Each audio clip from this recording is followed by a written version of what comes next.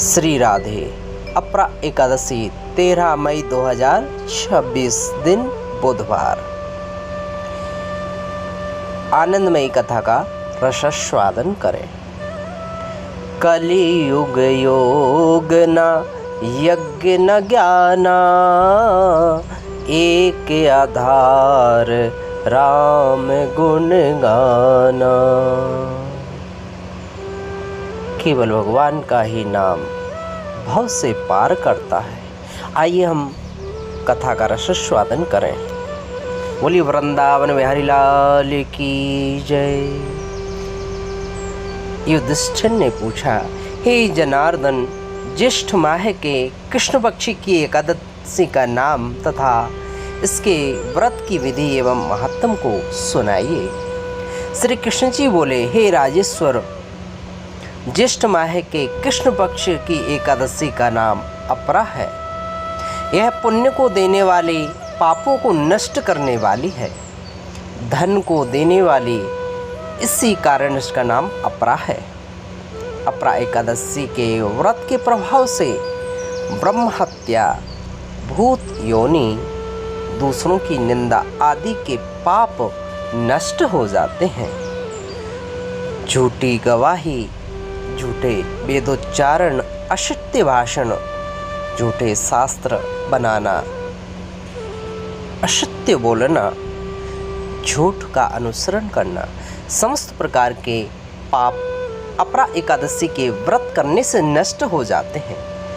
युद्ध क्षेत्र से भागे हुए योद्धा को मिले हुए नरक का इसके प्रभाव से छुटकारा होता है एवं स्वर्ग की प्राप्ति होती है।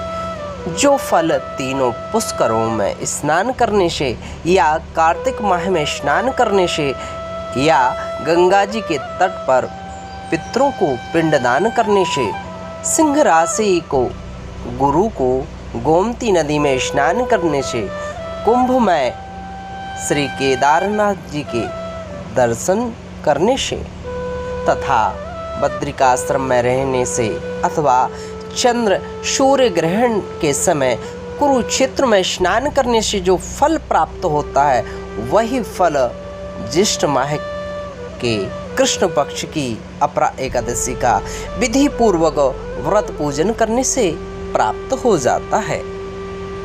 हाथी घोड़े का दान, यज्ञ में स्वर्ण दान तथा जनी हुई गाय का दान करने से जो फल प्राप्त होता है, वही फल इस एकादशी के व्रत करने से प्राप्त होता है।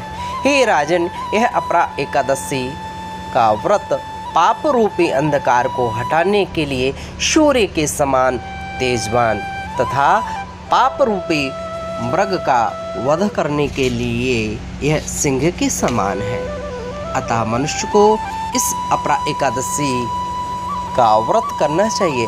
श्री हरि नारायण भगवान की सेवा करें, आनंदमयी कथा का पान करना चाहिए। ऐसा करने से, कीर्तन भजन जागरण आदि करने से, विधि पूर्वक व्रत करने से साधक के मनोरथ पूर्ण होते हैं। अंत में साधक को भगवान के धाम की प्राप्ति होती है। इस दिन ककड़ी का सागार लिया जाता है। मुख पवित्रम यदि राम नामम, तो इस प्रकार से भगवान का कीर्तन करें। वाणी रश्वती यस यस श्रमवती क्रिया, लक्ष्मी दानवती यश सफलम तस् जीवितम। मनुष्य का रूप में हमने यह जन्म लिया है। मनुष्य का जीवन तो तभी पवित्र कहलाएगा जब वह दान, पुण्य, अमृतमय कथाओं का श्रवण, कीर्तन भजन करेगा। तो इस प्रकार से भगवान की भक्ति करें, कीर्तन भजन करें, शुभ फल की प्राप्ति होती है। श्री राधे, श्री राधे।